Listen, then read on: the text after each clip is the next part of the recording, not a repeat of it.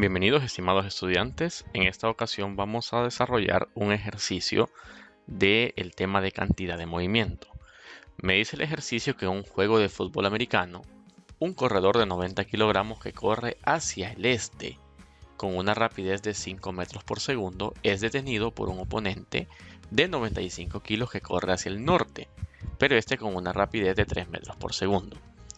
Primero explique por qué la tacleada exitosa constituye una colisión perfectamente inelástica. Luego vamos a calcular la velocidad de los jugadores inmediatamente después de la tacleada y vamos a determinar, inciso C, la energía mecánica que desaparece como resultado de la colisión. Explique, dice, la energía perdida.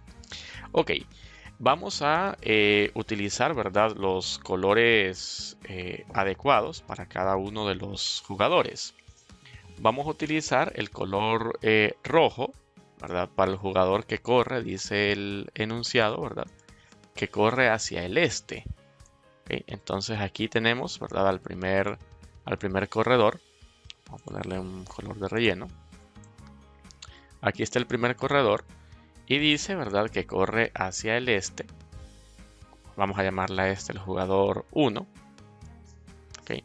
Corre hacia el este a una rapidez de 5 metros por segundo. En ese proceso, ¿verdad?, es tacleado, dice, por otro corredor. Vamos a utilizar el color azul, ¿verdad?, para el segundo corredor, que vamos a suponer que lo intercepta en este punto. Este va a ser el corredor 2 y dice que lleva una velocidad hacia el norte de 3 metros por segundo. ¿Okay? Hacia el norte.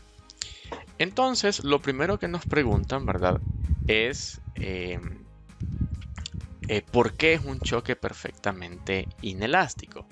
Bueno, si nos enfocamos en cómo es una tacleada, ¿verdad?, ustedes pueden observar que en este caso los dos jugadores, ¿verdad?, después de chocar, se mueven juntos como una sola partícula. Por lo tanto, esa es la característica principal de una colisión perfectamente inelástica. Y el hecho, ¿verdad?, de que todo ocurra en un periodo tan corto de tiempo no permite, ¿verdad?, la intromisión, por decirlo así, de fuerzas externas. Entonces es meramente una colisión en la cual ambas partículas o ambos jugadores se van a mover juntos. Justo lo que pasa en los choques plásticos o perfectamente inelásticos. Ahora bien, supongamos, ¿verdad?, que el segundo jugador ahora, ¿verdad?, quedó junto al primero. Aquí vamos a mover un poquito los rótulos, ¿verdad? Pero quiero que observen algo. Si estos dos jugadores, ¿verdad?, que iban en su momento en dos direcciones, chocan, lo más seguro, ¿verdad?, es que en el momento del choque, la velocidad como vector se terminen sumando, lo cual me dé que la velocidad final de ambos, ¿verdad?, vaya en ese sentido, formando un ángulo respecto al horizontal o a la vertical. Así que aquí quiero que veamos algo. Voy a volver a dibujar esas mismas dos partículas, ¿verdad? Tengo aquí a la masa 2, ¿okay?, que corre hacia arriba. ¿Sí? Corre hacia arriba con una rapidez de 3 metros por segundo. Tengo a la masa 1, que es el corredor 1, que corre hacia la derecha a 5 metros por segundo. ¿Verdad? Aquí los coloqué como si se estuviesen alejando, pero solo es para efectos del diagrama. Esto sería, por decirlo así, ¿verdad?, antes. Esto sería al inicio del choque o antes del choque, vaya. Ahora, lo que ocurre al final es que esas dos partículas, ¿verdad?, forman una sola partícula de masa m1 más m2, donde esta va a llevar, ¿verdad?, su propia velocidad final. Esa velocidad final va a tener un ángulo respecto a la horizontal. Este sería el componente velocidad final coseno de teta. Y este sería el componente velocidad final seno de teta. Esto vamos a decir que es lo que ocurre al final. Entonces tenemos al inicio dos partículas separadas y al final tenemos, ¿verdad?, una sola partícula que es la suma de los dos. Esto lo puedo borrar, no lo necesito. Entonces, Entonces, vamos a hacer, en este caso, conservación en la cantidad de movimiento por cada uno de los ejes. ¿Por qué lo puedo hacer por los ejes? Porque recuerden ustedes que la cantidad de movimiento es un vector que lleva la misma dirección de la velocidad. Entonces, al inicio, en el eje X, la única masa que tiene velocidad en X es la masa 1, ¿verdad? La masa 1, que es el vector que se dirige hacia el este, tiene una masa, dice aquí, de 90 kilogramos. Esta va a ser la masa 1. Y la masa 2, que es la masa de 95 kilogramos. Entonces en X únicamente tendría, ¿verdad?, la masa 1, que son 90 kilogramos, y la velocidad que llevaba al inicio en el eje X, que son 5 metros por segundo. Si aquí hubiésemos querido meter a la otra masa, ¿qué es lo que pasaría? Bueno, tendría aquí el valor de la masa, ¿verdad?, que eran 95 kilogramos. El detalle es que la velocidad en X es 0, entonces por eso no era necesario ponerla. Ahora, al final, ¿verdad?, ya las dos partículas juntas, fíjense ustedes que sería la masa conjunta, es decir, los 185 kilos, que es la suma de 90 más 95. Y la velocidad en X, pues es la velocidad final por el coseno del ángulo. Observen ustedes que aquí tengo dos incógnitas, ¿verdad?, que son velocidad final coseno del ángulo, y que si yo pues opero, ¿verdad?, y despejo para esa expresión, me quedaría que esto es igual a 2.43 metros por segundo, porque fíjense ustedes que aquí los kilogramos se cancelarían. Mando este a dividir y me queda 2.43. Obviamente esta ecuación no tiene solución aún porque tengo dos incógnitas, pero igual por conservación en la cantidad de movimiento puedo hacer lo mismo, pero ahora en el eje Y. La cantidad de movimiento inicial en el eje Y es igual a la cantidad de movimiento final en el eje Y. Fíjense ustedes que al inicio la única masa que tiene componente de cantidad de movimiento en Y es la masa 2, ¿verdad? La masa 2 de 95 kilogramos, entonces serían 95 kilogramos por la rapidez que lleva en el eje Y, que son 3 metros por segundo. La segunda masa, como se mueve horizontal, no tiene ese componente de velocidad. Y ahora al final, ¿verdad?, sí tengo velocidad en Y, bueno, al menos un componente, que es la masa de las dos partículas combinadas, 185 kilogramos, por la velocidad final, ¿verdad?, seno del ángulo.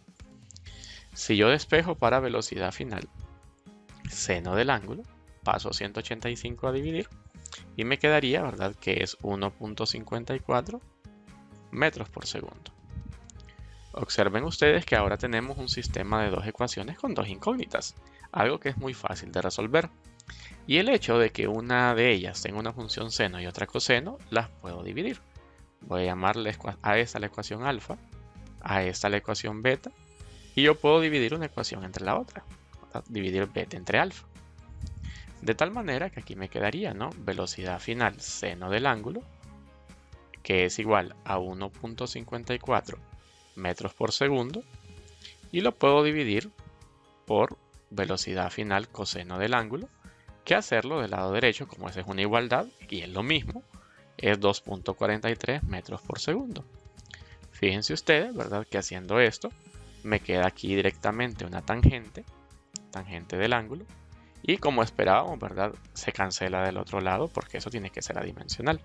1.54 entre 2.43 es igual a 0.633, lo cual, ¿verdad?, me permite calcular el ángulo mediante la tangente inversa de 0.633. ¿Okay? Vean entonces ustedes que ese ángulo, si lo metemos a la calculadora, sería de 32.3 grados, ¿verdad? 32.3 grados. Ahora bien, muchachos, ya con ese ángulo solamente lo meto en cualquiera de las dos ecuaciones, no importa si es en la que tiene seno o en la que tiene coseno, ¿verdad? Si yo lo hago en la ecuación alfa, si yo meto esa ecuación en la ecuación alfa, me quedaría la velocidad final por el coseno de 32.3 grados, ¿verdad? Lo estoy haciendo con la ecuación alfa, sería igual a 2.43 metros por segundo. ¿Okay? Entonces, despejando para la velocidad final, ese coseno de 32.3 grados lo paso a dividir. Y quedaría aquí una división de 2.43 metros por segundo sobre coseno de 32.3, ¿verdad? Y esto simplemente en la calculadora me da la respuesta de 2.88 metros por segundo. Y esta sí es la respuesta del inciso A, ¿verdad? Es la respuesta del inciso A. Bien, recapitulemos lo que nos preguntaban, ¿verdad? Primero, pues era por qué era un choque perfectamente elástico, ya lo respondimos. Luego la velocidad, ya la tenemos. Ahora nos dice que se pierde energía debido a la colisión, normal en los choques inelásticos. Entonces, para esto, lo único que yo necesito saber es qué energía yo tenía antes, qué energía tengo después, y la diferencia que salga de esas dos es la energía que se perdió, ¿verdad? ¿Cómo se perdió? Se perdió mecánicamente hablando, porque la energía no se destruye, se convirtió en energía interna, vaya, generalmente en calor. Entonces, respondiendo al inciso C, voy a calcular qué energía tenía yo al inicio. Si ustedes se fijan al inicio, tengo dos partículas, cada una de diferente masa y cada una tiene su propia velocidad. O sea que lo que tengo en ese caso es energía cinética, ¿verdad? Para cada partícula. Así que empezamos con la primera masa, ¿verdad? Sería un medio. La masa de 9 kilogramos, por ejemplo, tiene una rapidez de 5 metros por segundo. Y esto al cuadrado, esto es energía cinética, miren. Pero también le vamos a sumar la energía cinética de la otra masa, ¿verdad? Perdón, aquí no son 9, son 90, ¿no? Son jugadores de fútbol americano. El otro jugador tiene 95 kilogramos, ¿verdad? Y se desplaza a 3 metros por segundo. Y esto elevado al cuadrado. Así que la energía cinética inicial, ¿verdad? Si metemos eso a la calculadora, sería, ya de forma redondeada, ¿verdad? 1.55 por 10 a la 3 joules. Esa es la que tenía al inicio. Ahora, ¿cuánto tenía al final?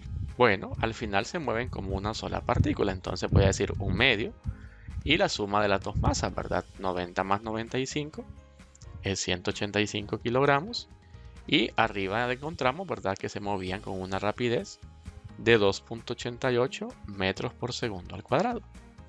O sea que la energía final sería de, ya redondeado, 7.67 por 10 a la 2 joules.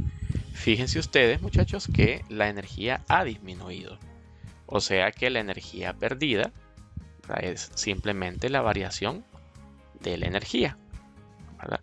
La variación de la energía, ¿verdad? Sería en este caso la energía final, es decir, 7.67 por 10 a la 2 joules, menos la energía inicial, 1.55 por 10 a la 3 joules. Lo cual me da, ¿verdad?, una disminución, por eso da negativo, 786 joules de forma redondeada. Significa que esa es la energía que se perdió. ¿Qué pasó con esa energía? Se convirtió en energía interna.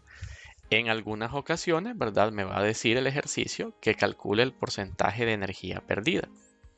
Entonces, esto simplemente, ¿verdad?, le voy a poner valor absoluto porque solo vamos a referenciarlo respecto a un valor, así que no me interesa si es positivo o negativo, y lo voy a comparar respecto a la energía inicial. Fíjense que aquí utilicé de un solo K, porque aquí solo hay energía cinética nada más, ¿verdad? Pero se entiende que si hubiesen otros tipos de energía tendría que incluirlos, ¿no? Entonces lo que yo comparo es cuánta energía se perdió versus cuánta energía había al inicio, en este caso 1.55 por 10 a la 3 joules. Si metemos esto a la calculadora, 786 entre 1.55 por 10 a la 3 joules me da, ¿verdad?, de un valor de 0.507, lo cual, ¿verdad?, este es al ser si lo ponemos como un valor porcentual,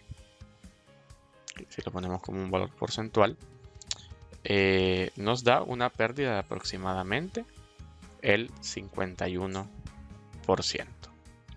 ¿verdad? Entonces, en este caso podemos decir que básicamente, ¿verdad?, la energía se perdió la mitad. Y tiene sentido, porque si vemos la energía inicial, si le quito la notación científica son 1550 joules, ¿verdad? Y la final, que son 7.67 exponencial 2, son 767, ¿verdad? Joules. Fíjense ustedes que la relación entre esos dos, ¿verdad?, es prácticamente del 50%. La mitad de 1550 son justamente 775 joules. Entonces, tiene sentido, ¿verdad?, de que el porcentaje de energía perdido sea prácticamente de la mitad. Y coincide con lo que esperamos de la teoría. En los choques perfectamente inelásticos hay grandes pérdidas de energía. ¿Ok? Como siempre, esperando que este ejercicio sea de utilidad para ustedes, nos vemos en un próximo video.